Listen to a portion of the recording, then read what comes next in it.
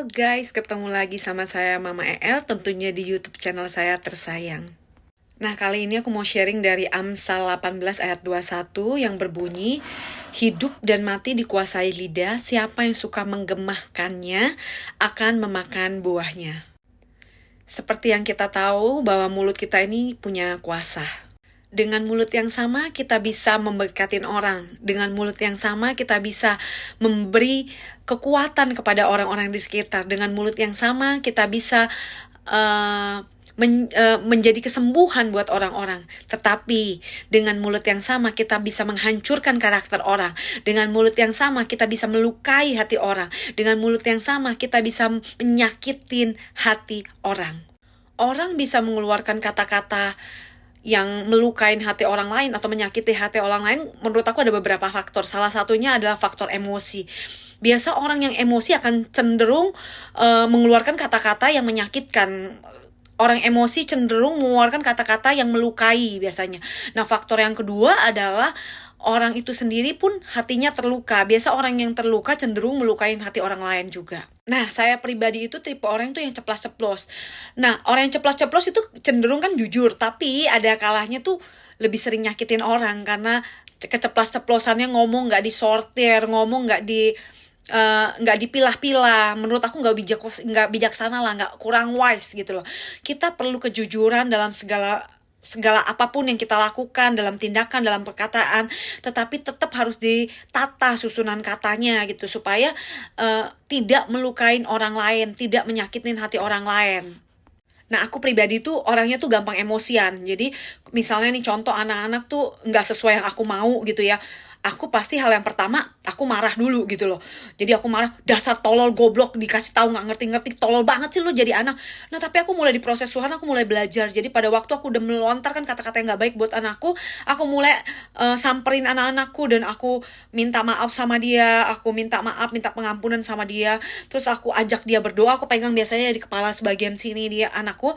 Terus aku mulai berdoa, Tuhan, setiap kata-kata yang udah aku lontarkan yang enggak bawa berkat buat anak-anakku, kata-kata yang tidak baik aku cabut, aku patahkan, aku musnahkan di dalam nama Yesus. Aku percaya anak ini adalah anak yang baik, anak ini adalah anak yang pintar, anak ini adalah anak yang patuh.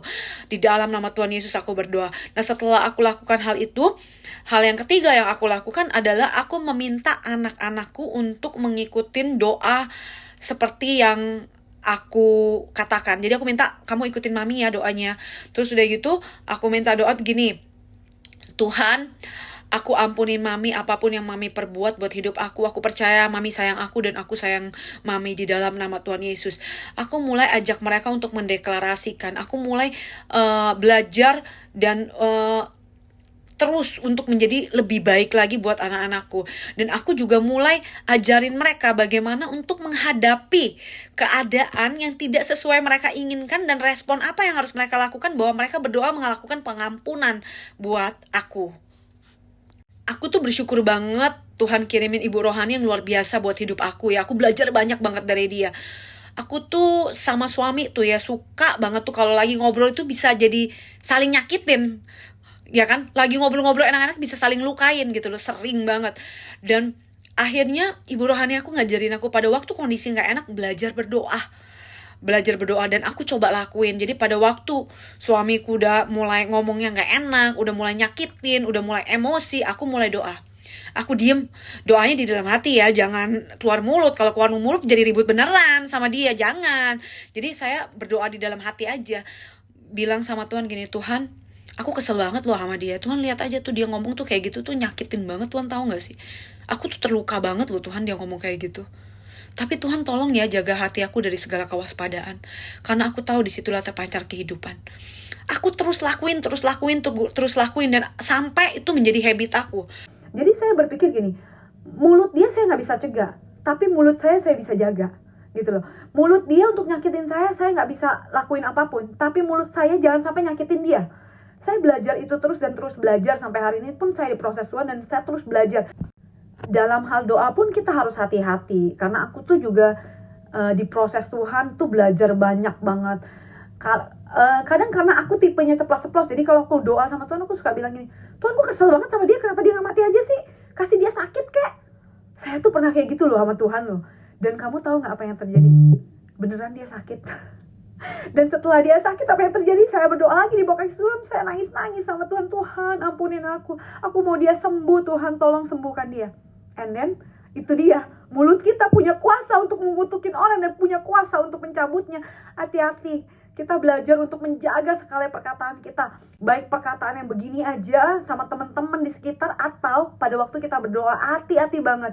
Hati-hati banget. Jadi kita belajar semua yuk untuk lebih lagi mempergunakan mulut kita dengan bijaksana. Kalau kita ingin mengalami hidup yang baik di kemudian hari, mari kita menjaga perkataan kita hari ini.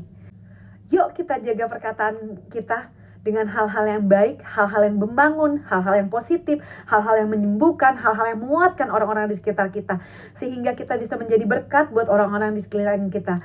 Terima kasih yang udah nonton YouTube channel saya dan sampai jumpa di YouTube channel saya berikutnya. Bye-bye semua.